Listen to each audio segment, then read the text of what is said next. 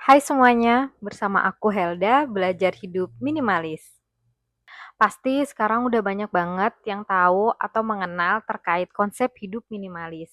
Entah ada yang baru memulai atau udah ada yang struggle nih, berjuang antara mau lanjut atau berhenti dalam menjalani kehidupan minimalis.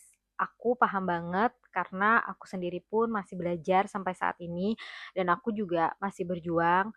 Bahkan konsep hidup minimalis yang aku jalani pun belum terlihat sempurna dan mungkin memang belum pada tahap yang benar dan tepat.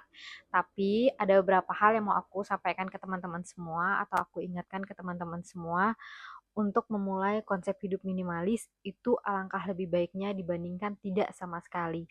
Karena semua orang memiliki kapasitas, kemampuan, dan batasan masing-masing. Contoh, misalnya ada beberapa orang yang benar-benar udah menerapkan hidup konsep minimalis ini, biasanya dia lebih cenderung menggunakan warna-warna untuk pakaian ataupun hal-hal di sekitarnya dengan warna abu, hitam, ataupun putih.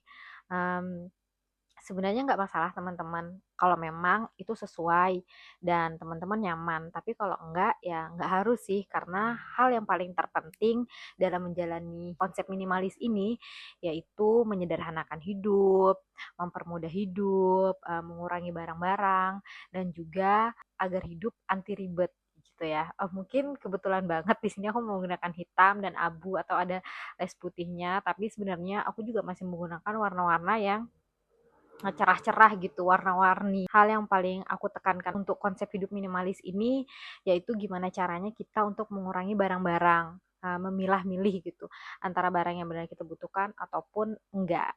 Karena konsep hidup minimalis ini ya untuk mempermudah hidup, menyederhanakan hidup, dan membuat hidup anti ribet. Oke? Nah, di belajar hidup minimalis pada hari ini, aku itu mau membahas terkait menghemat waktu dan menghemat biaya. Kenapa menghemat waktu? Pasti udah banyak yang tahu sih tentang hal ini, cuman aku pengen mengingatkan lagi dan pengen bahas lagi. Hidup minimalis ini sangat menghemat waktu karena kita memiliki barang yang sedikit, di mana barang yang sedikit ini membuat kita lebih mudah nih untuk menggunakan barang-barang tersebut. Contoh-contoh yang simpel banget dan aku juga udah pernah ngalamin. Misalnya aku mau berangkat ke suatu tempat, itu pasti aku milih-milih bajunya tuh lama banget. Itu cuma mau berangkat ke suatu tempat ya, belum lagi kalau aku udah memutuskan untuk traveling. Aku udah nyiapin baju dan mikirin itu udah dari Hamin 10. Tapi ternyata pas aku udah sampai di tempatnya, aku mikir gini, ternyata barangnya salah yang aku bawa, ternyata masih ada yang ketinggalan, kok aku nggak bawa. Itu karena menurut aku masih memiliki barang yang lumayan banyak, walaupun aku udah decluttering, walaupun aku udah berapa aku buat dalam kardus gitu, ada beberapa yang mau aku bagikan juga, cuman tetap aja ternyata menurut aku masih memiliki barang yang banyak. Dengan hal tersebut aku jadi bisa berpikir bahwa apa yang udah aku siapkan itu belum tepat gitu teman-teman. Jadi aku pusing sendiri gitu karena hal tersebut. Dan juga hidup minimalis ini menghemat waktu yaitu tempat jadi lebih luas karena untuk barang-barang kita yang sedikit jadi tempatnya itu lebih luas dan terlihat bersih gitu, terlihat lebih rapi dan itu tuh membuat kita nggak terlalu pusing karena menurut aku tuh yang berantakan itu tuh cepet banget buat pusing dan membersihkannya pun itu capek banget ya kalau harus berkali-kali membersihkannya dalam waktu satu hari karena barang yang banyak tersebut. Jadi dengan hidup minimalis yang menghemat waktu ini, itu juga bisa membuat kita merasa lebih tenang karena waktu tidak tersita hanya karena memilih-milih pakaian yang banyak dan membersihkan barang yang itu-itu lagi gitu. Lalu untuk biaya yang pastinya uh, kita nggak boros ya karena konsep hidup minimalis ini membuat kita bisa memilih mana yang kita butuhkan, mana yang kita inginkan, mana yang benar-benar menjadi urgensi kita yang harus kita beli ataupun enggak. Dan tidak mudah tergoda oleh sale. Kadang-kadang nih banyak banget promosi-promosi, banyak banget diskon-diskon.